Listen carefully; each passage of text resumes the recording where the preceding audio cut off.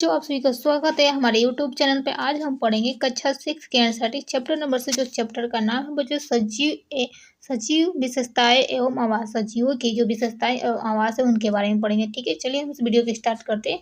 पहली और पूछो क्या है। छुट्टियों में अनेक रोमांचक स्थान पर सैर करने घूमने गए थे। ठीक है, ऐसे ही एक यात्रा पर वो ऋषिकेश गंगा नदी देखने गए। क्या करना है, जो पहली बुझे गर्मी की छुट्टियों में रोमांचक स्थानों पर शायद घूमने गए। ऐसे ही में से एक जो यात्रा पर ऋषिकेश वो गंगा नदी देखने गए थे। उन्होंने हिमालय की हिमाचित पर्वत श्रृंखला से कुछ पर्वतों को पर्वतारोहण किया। कहते पर्वत पर चढ़कर देखा और बहुत ठंडा था। जहाँ वो बहुत ठंड थी, क्या थी, पर्वत पर चढ़ने के हिमालय में, तो वहाँ पे क्या था, जहाँ जहाँ पे चढ़े थे वहाँ पे क्या थी, बहुत ठंड थी। इन पर्वतों पर उन्होंने उन्हें ओक इन पर्वतों पर क्या देखा, उन्होंने ओक, चीड़ एवं देवदार जैसे अनेक वृक्ष देखे। क्या देखे, अनेक वृक्ष देखे। उनकी मैदानी क्षेत्र के वृक्षों से बहुत अधिक भिन्न थे। जो क्या थी, उनकी जो मैदानी क्षेत्र थी क्या था, वो वृक्षों से, जो उनका घर जहाँ पे था और हिमालय के जो पर्वत पे चोटी पे गए थे, वहाँ पे जो वृक्ष थी, उनका वृक्ष का जो लंबाई चौड़ाई क्या था वो अलग था, जो वहाँ जिनके उस घर से। ठीक है, एक एक और अभिनय में उन्होंने राजस्थान की यात्रा की एवं ऊँट और मरुस्थल में घूमे। अब क्या किए, और फिर वहाँ से क्या, हिमालय गए थे, हिमालय घूमने गए थे, तो वहाँ पे देखे तो वहाँ पे ठंड मौसम थे। लेकिन फिर क्या गए, मुझे और पहले घूमने राजस्थान गए। राजस्थान में देखे कि राजस्थान की यात्रा की एवं ऊँट पर उस मरुस्थल में क्या घूमे।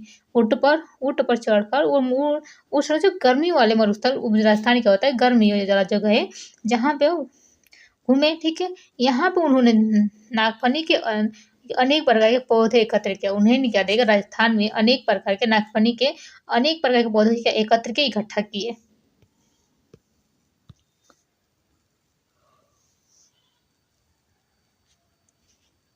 अनेक प्रकार के पौधे एकत्र के अंत में वे पूरी गए और उन्हें समुद्र तट की सैर की। अब क्या करते हैं, हिमालय से राजस्थान से अपने पूरी जा गए और उन्होंने क्या किया, समुद्र के किनारे जाकर उसका घूमे और क्या किए, वहाँ वहाँ कि जुराइना के वृक्ष की कतारें देखी। वो क्या करते हैं, पूरी के समुद्र किनारे के वहाँ पर देखे कि जुराइना की जो वृक्ष की कतारें देखी। इन स्थानों पर भ्रमण के रोमांचक और उल्लासपूर्वक क्षणों का भी स्मरण किया। ठीक है, उन्हें अचानक एक विचार आया कि सभी स्थान एक दूसरे से बहुत भिन्न है। क्या बोलते हैं, सभी स्थान बहुत एक दूसरे से क्या भिन्न है। वो कि कुछ बहुत ठंडे थे तो कुछ बहुत गर्म, वो कुछ बहुत शुष्क और कुछ स्थान आर्द्र थे। परंतु उन सभी स्थान पर अनेक प्रकार के बहुत सारे जीव थे। आपको बता दें कि बुजुर्ग पहले पहले हिमालय गए, हिमालय से राजस्थान गया, राजस्थान से क्या पुरी गए।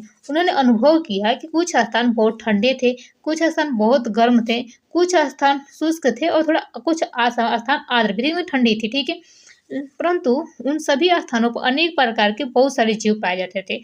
सभी हर जगह अलग अलग जीव पाए जाते थे। तो उन्होंने यह जानने की कोशिश की बुझोर पहले कि क्या पृथ्वी पर कोई ऐसा भी स्थान है जहाँ कोई भी जीव न पाया जाता हो। अब बुझोर ने पहले उन्होंने घूमने गए थे राजस्थान में, नागफनी के पौधे देखे थे। हिमालय में गए थे, ऊंचे ऊंचे पेड़ पौधे देखे। पुरी में गए थे, किजुराइना के वृक्ष देखे। लेकिन बुझो यह पहले ये जानना चाहते हैं कि जानने की कोशिश करना चाहते हैं कि पृथ्वी पर कोई ऐसा भी स्थान है बच्चों जहाँ कोई भी जीव नहीं पाया जाता है। बूझो ने अपने घर के आसपास के स्थानों को ध्यान दिया। बूझो क्या करता है कि अपने घर पास के स्थानों पर क्या करता है, जाकर ध्यान से देखता है। उसने घर के अंदर उसने अलमारी एवं दरवाजे को देखा। घर के अंदर क्या होता है, अलमारी और दरवाजे को देखा। उसने सोचा था कि इनमें से कोई सजीव नहीं है। अब अलमारी और दरवाजे को देखता है बुझो, तो कहता है कि इनमें से कोई सजीव नहीं है, चल फिर नहीं सकता है। ठीक है,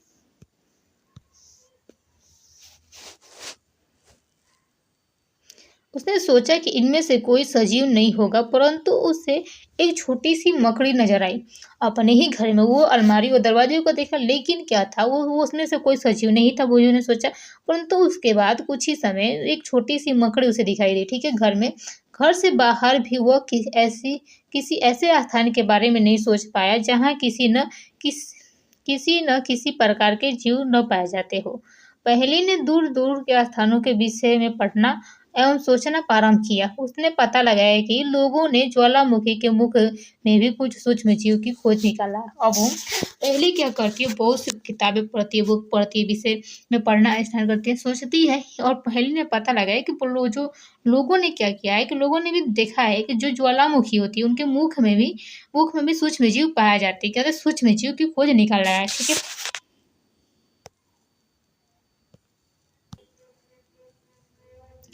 अब हमारा अगला टॉपिक है बच्चों, सजीव एवं उनका परिवेश। सजीव क्या होता है, उनके परिवेश के बारे में पढ़ेंगे।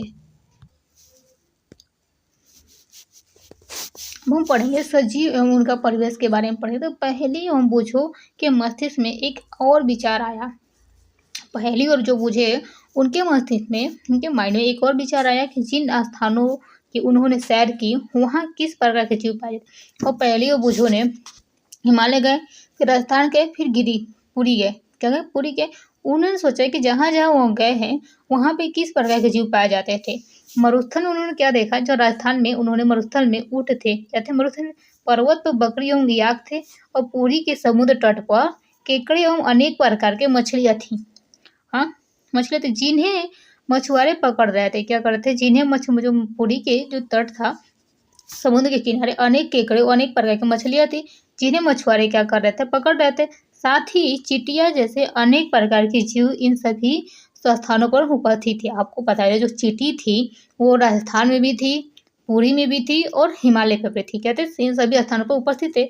इन क्षेत्र में पाए जाने वाले विभिन्न प्रकार के पौधे पौधे अन्य क्षेत्रों की पौधे प्रजातियों से क्या थे, भिन्न थे। अब क्या था, राजस्थान वो राजस्थान गए, हिमालय गए और पुरी गए थे, और वहाँ पे जो पौधे थे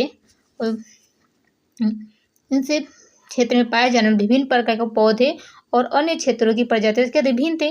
इन विभिन्न क्षेत्रों का परिवेश कैसा था, क्या उसका परिवेश भी एक समान था। आपको बताना है कि जो परिवेश था सभी जगहों का परिवेश एक समान था। एक क्रियाकलाप को देखते हैं कि एक वंश में आप आरंभ करते क्या, एक वंश से आप आरंभ करते यहाँ पे जाने वाले सभी पौधे जंतु वस्तुओं के बारे में सोचना है। ठीक है, एक जंगल में पाए जाने वाले जंतु पौधे एवं वस्तुओं को शारीरिक क्षेत्र 1.6 में कॉलम 1 में लिखिए। ठीक है, दूसरे क्षेत्रों में पाए जाने वाले वस्तुओं जंतु और पौधे के नाम भी को भी क्या लिखना है, साड़ी में लिखिए। ठीक है, आप इस अध्याय में दिए गए उदाहरणों को इकट्ठा करना। ठीक है, साड़ी 6.1 में भर सकते हैं। आपको बताते अपने मित्रों माता पिता एवं अध्यापकों से भी इस विषय पर विचार विमर्श कीजिए। अथवा तालिका को दिए गए कॉलम से विभिन्न स्थानों पर पाए जाने वाले जंतुओं एवं पौधों के नाम लिखना। ठीक है, आप पुस्तकालय में उपलब्ध उन पुस्तकों की सहायता ले सकते हैं जिन जंतु पौधे एवं खनिज के विषय में जानकारी दी गई। ठीक है, इस सारणी के प्रत्येक कॉलम में अधिक छोटी बड़ी वस्तुओं और जीवों की सम्मिलित करने का प्रयास कीजिए। ठीक है, जिस प्रकार की वस्तुएं हमें मिलती है शायद जीवित जंतु पौधे क्या न हो, संभवतः यह पौधे के भाग जैसे सूखी पत्तियां, जंतु के अवशेष जैसे हड्डियां हो।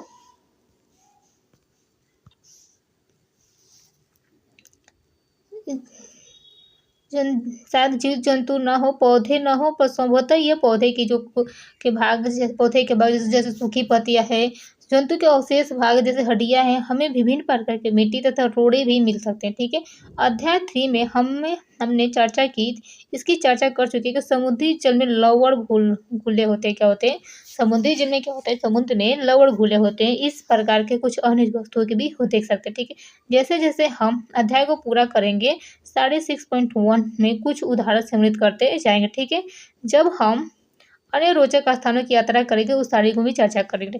अब हमारा अगला टॉपिक है बच्चों आवास एवं अनुकूलन के बारे में पढ़ेंगे। ठीक है, आवास एवं अनुकूलन के बारे में पढ़ेंगे। आवास और अनुकूलन से पढ़ ले हम एक क्रियाकलाप देखेंगे। ठीक है, आवास और अनुकूलन से अब हमारा जो टॉपिक है आवास एवं अनुकूलन, उसको पढ़ने से पहले एक हम क्रियाकलाप करते हैं। क्रियाकलाप 1 में आपको द्वारा सूचीबद्ध किए गए हैं कि पौधे एवं जंतुओं से आपको क्या मिला। पौधे एवं जंतुओं से आपको क्या मिला, क्या आपको अनेक प्रकार के सजीव मिले। मरुस्थल वाले कॉलम में और समुद्र वाले कॉलम में आपको लिखना है। ठीक है,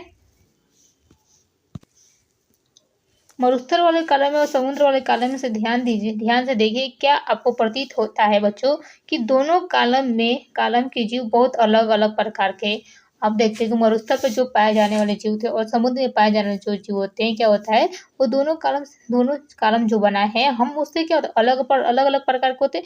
इन दोनों क्षेत्रों में किस प्रकार का परिवेश होता है, आपको देखते हैं जो समुद्र का परिवेश है और राजस्थान का जो परिवेश है, किस प्रकार भिन्न है। ठीक है, समुद्र में जंतु और पौधे लवणीय जल में रहते हैं। आपको पता है जो समुद्र है और जंतु और जो रहने वाले जंतु, समुद्र में रहने वाले जंतु जो पौधे है, क्या तो लवणीय जल में रहते हैं तथा श्वसन के लिए जल में मिले वायु को उपयोग करते हैं। अपने श्वसन कैसे करते हैं बच्चों, श्वसन कैसे करते हैं, जो जल में जो ऑक्सीजन खुला होता है या उसी का उपयोग करते हैं। ठीक है, मरुस्थल में रहने वाले जंतु, मरुस्थल में जल बहुत कम मात्रा में उपलब्ध है। आपको पता है जो राजस्थान है, राजस्थान में क्या होता है, राजस्थान एक मरुस्थलीय भाग है, उसमें क्या होता है, वहाँ पे जल की बहुत कम मात्रा पाई जाती है, जल बहुत कम मात्रा में पाया जाता है। ठीक है, जल का बहुत कम मात्रा उपलब्ध होता है, परंतु मरुस्थल दिन में बहुत गर्म तथा रात में ठंडा होता है। मरुस्थल क्या होता है, राजस्थान का मौसम कहता है, दिन में गर्म और रात में क्या होता है, ठंडा होता है। मरुस्थल में पाए जाने वाले पौधे एवं जंतु भूमि पर रहते हैं। यह श्वसन के लिए आसपास की वायु का उपयोग करते हैं। आपको बताएं जितने भी मरुस्थलीय पेड़ पौधे जंतु क्या होते हैं, भूमि पर रहते हैं, जो श्वसन के लिए आसपास में जितनी भी वायु है उसका उपयोग करते हैं। समुद्र तथा मरुस्थल विभिन्न प्रकार के परिवेश है। आपको बता दें जो समुद्र तथा मरुस्थल क्या होते हैं, विभिन्न प्रकार के परिवेश है और इन दोनों क्षेत्रों में बिल्कुल भिन्न है। अब पौधे और जंतु देखते हैं, क्या ऐसा नहीं है कि आइए दो विभिन्न प्रकार के परिवेश मरुस्थल तथा समुद्र से दो जंतुओं ऊँट और मछली का परीक्षण करते हैं। ठीक है, ऊँट का शारीरिक संरचना मरुस्थलीय परिस्थिति के अनुसार होता है। ठीक है, जैसे समुद्र और मरुस्थल का जो परिवेश था बच्चों, वो कहा था विभिन्न प्रकार के परिवेश है और हम इन दोनों क्षेत्रों में बिल्कुल विभिन्न प्रकार के जंतुओं को, पौधे और जंतुओं को देखते हैं। दोनों अलग अलग दो जगह हैं, दोनों अलग अलग जगह के पौधे जंतुओं को देखते हैं। ऐसा नहीं है कि आइए दो विभिन्न प्रकार के परिवेश मरुस्थल समुद्र से दो जंतुओं को लेते हैं, ऊँट और मछली का परीक्षण करते हैं। ठीक है, ऊँट का शारीरिक संरचना उसके मरुस्थलीय परिस्थितियों के अकॉर्डिंग, जो ऊँट का शारीरिक संरचना था उसको मरुस्थलीय परिस्थितियों के रहने योग्य बनाती है। ऊँट के पैर लंबे होते, क्या होता है, ऊँट का जो पैर होता है बच्चों के तो लंबे होते हैं, जिससे उसका शरीर रेत की गर्मी से दूर रहता है। ऊँट का शरीर, आप देखते हैं जो ऊँट का पैर होता है वो उसका क्या होता है, लंबा लंबा होता है, लेकिन जिससे उसका शरीर क्या होता है, उसका शरीर क्या होता है, रेत से गर्मी से दूर रहता है। इससे मूत्र उत्सर्जन की मात्रा बहुत कम होती है। उसमें मूत्र उत्सर्जन की, जो हम अपने यूरिन को पास आउट करते हैं, जो मूत्र उत्सर्जन करते हैं उसमें क्या होता है, जो ऊँट होता है उसमें बहुत कम होती है तथा मल शुष्क होता है। मल कैसा होता है, शुष्क होता है।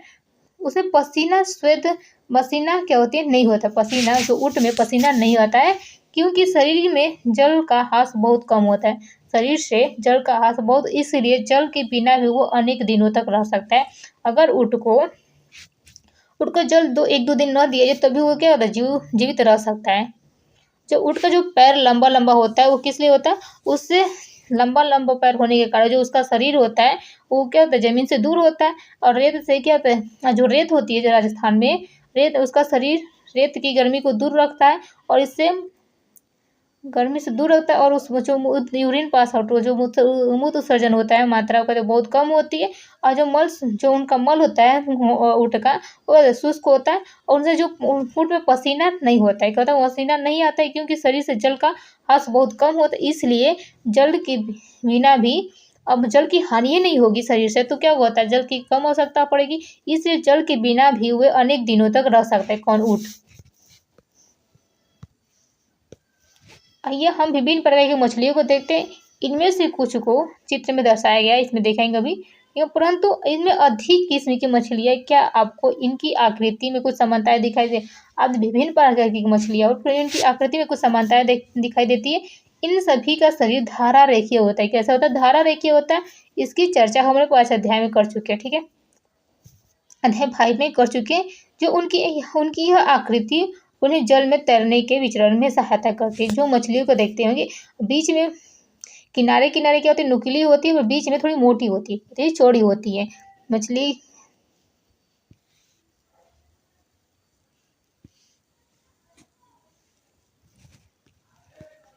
ये क्या होती है, धारा रेखीय होती है। मछली का जो आकृति होता है वो कैसा धारा शरीर का धारा रेखीय होता है। इनकी इसी चर्चा जिसकी अध्ययन हम लोग 4 से 5 में पढ़े थे।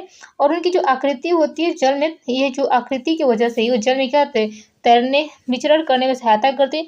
मछली का शरीर चिकने सल्कों से ढका होता है।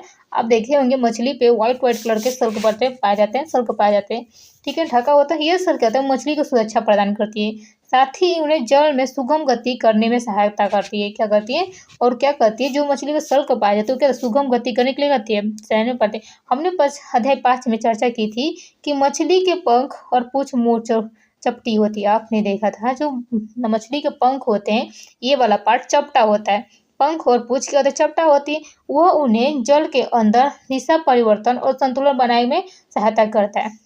जो मछली में बच्चों देखा होगा, जो मछली का पूंछ होता है या पंख होते हैं, यहाँ यहाँ पे पंख पाए जाते हैं, यहाँ पे पंख पाए जाते हैं, क्या होता है, चपटे चपटे होते हैं, जो मछली की हानि में मछली को जल के अंदर दिशा दिखाता है, दिशा और संतुलन बनाए रखने में सहायता करते हैं।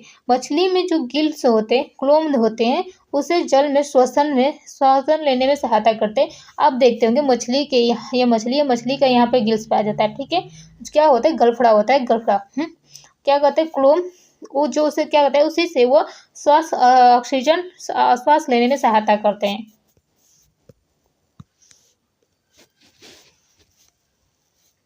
हम देखते हैं कि मछली की संरचना उसे जल में रहने की सहायक बनाती है। हम देखते हैं कि जो मछली की आकृति है उसलिए जल में रखने के, जो मछली की आकृति है, जो संरचना है, उसे जल में रहने के लिए सहायक होती है, तथा ऊँट की संरचना है उसे मरुस्थल में रहने के लिए सहायता करती है। जो कहते हैं जो ऊँट का पैर है उसको मरुस्थल में रखने के लिए सहायता करती है। जो मछली का जो पंख है, जो उसकी पूँछ है, उसको जल में रहने के लिए सहायता करती है। ऊँट की जो संरचना है मरुस्थल में रहने के लिए सहायता करती है। हमें पृथ्वी पर पाए जाने वाले असंख्य प्रकार के जंतुओं में से केवल 2 उदाहरण लिए हैं। हमने अभी तक क्या किया बच्चों, कि हमने अभी तक से पृथ्वी पर पाए जाने वाले असंख्य प्रकार के जीव जंतुओं में से सिर्फ केवल 2 उदाहरण लिए। हम देखते हैं कि सजीवों के इन सभी किस्मों में ऐसी कुछ विशेष संरचनाएं होती है। हमने देखा कि सजीवों की इन सभी किस्मों में कुछ विशेष संरचनाएं तो जो उन्हें अपने परिवेश में रहने योग्य बनाती है, कहती है रहने योग्य बनाती, जिसमें हुए पराय पाए जाते हैं, जिसमें वो पाए जाते हैं, ठीक है। जिन विशेष संरचनाओं अथवा स्वभाव की उपस्थिति किसी पौधे अथवा जंतु को उसके परिवेश में रहने योग्य बनाती है, क्या कहते हैं, जिनमें वे पराय पाए जाते हैं, जिन्हें विशिष्ट संरचनाओं अथवा स्वभाव की उपस्थिति किसी पौधे अथवा जंतु को उसके परिवेश में रहने योग्य बनाती है, और उसे हम अनुकूलन कहते हैं। क्या कहते हैं, अनुकूलन कहते हैं। हमने देखा है कि जिसमें वो पाए जाते हैं कोई जीव जंतु, जिन विशिष्ट संरचनाओं अथवा स्वभाव की उपस्थिति किसी पौधे अथवा जंतु में उनके परिवेश में रहने योग्य बनाती है, उसको हम अनुकूलन कहते हैं, अनुकूलन कहते हैं। विभिन्न जंतु विभिन्न प्रकार के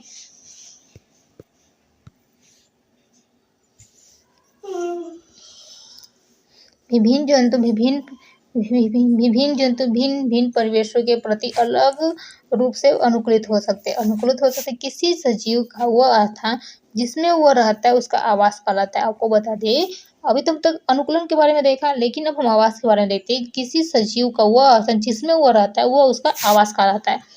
अपने भोजन, वायु, शरण स्थल एवं अन्य आवश्यकताओं के लिए जीव अपने आवास पर निर्भर करता है। आप देखते होंगे, आप जहाँ रहते होंगे तो क्या करता है, अपने भोजन, वायु, शरण एवं अन्य आवश्यकताओं के लिए जीव अपने आवास पर निर्भर रहता है। आवास का अर्थ वास स्थान, एक घर। आवास का स्थान क्या होता है, उसका घर होता है। विभिन्न प्रकार के पौधे एवं जंतु एक ही आवास में संयुक्त रूप से रह सकते हैं। आपको पता है विभिन्न प्रकार के पौधे एवं जंतु एक ही आवास में संयुक्त रूप से रह सकते हैं। स्थल पर जमीन में पाए जाने वाले पौधे एवं जंतुओं के आवास को स्थलीय आवास कहते हैं। हम बात करेंगे कि जितने भी जमीन पर पाए जाने वाले पौधे हैं और जंतु है, पौधे एवं जंतुओं की आवास को हम स्थलीय आवास कहते हैं। वन, घास के मैदान, मरुस्थल, तटीय एवं पर्वतीय क्षेत्र स्थलीय आवास के कुछ उदाहरण हैं। क्या कहते हैं?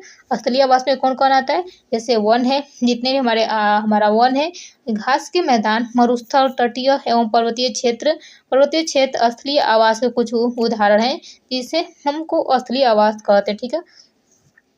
जलाशय, दलदल, झील, नदियाँ, समुद्र जहाँ पौधे एवं जंतु जल में रहते हैं उसको हम जलीय आवास कहते हैं।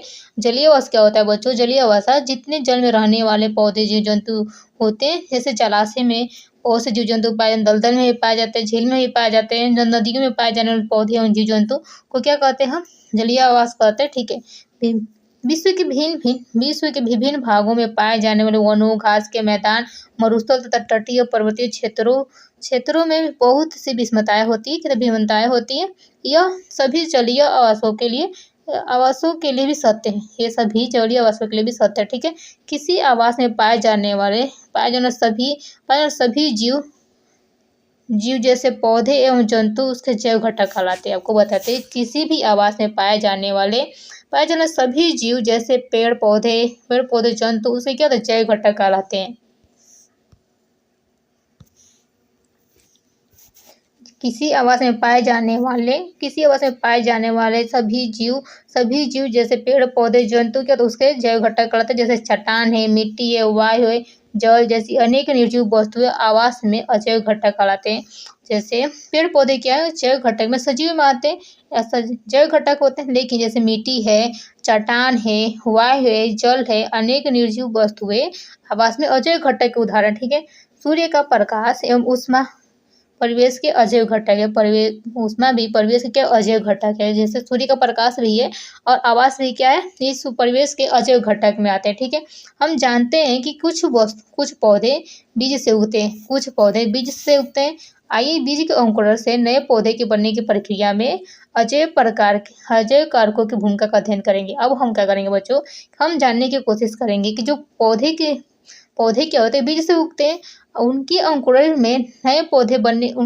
से नए पौधे बनने की जो प्रक्रिया होती है, कुछ प्रक्रिया में कुछ अजैव कारकों की भूमिका होती है, उनके बारे में पढ़ेंगे। तो उसको हम आने वाले वीडियो में पढ़ेंगे। प्लीज़ वीडियो आपको कैसे लगी? वीडियो अच्छी लगी तो इस वीडियो को लाइक शेयर और सब्सक्राइब करना प्लीज़ ना भूलें।